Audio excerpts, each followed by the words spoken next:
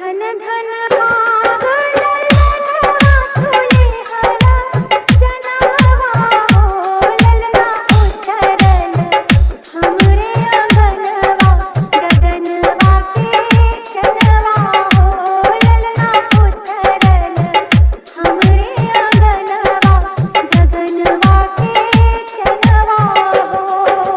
DJ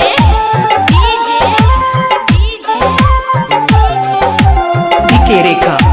DK रेखा DK रेखा DK रेखा नागवारा चौक नागवारा चौक नागवारा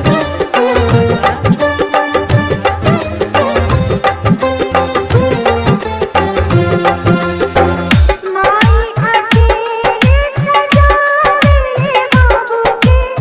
खिलावेले हो बबुआ सोहरा के अचरा में भरी के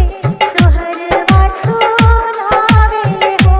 बबुआ सोहरा के अचरा में भरी के सोहरवा सुनावेले हो।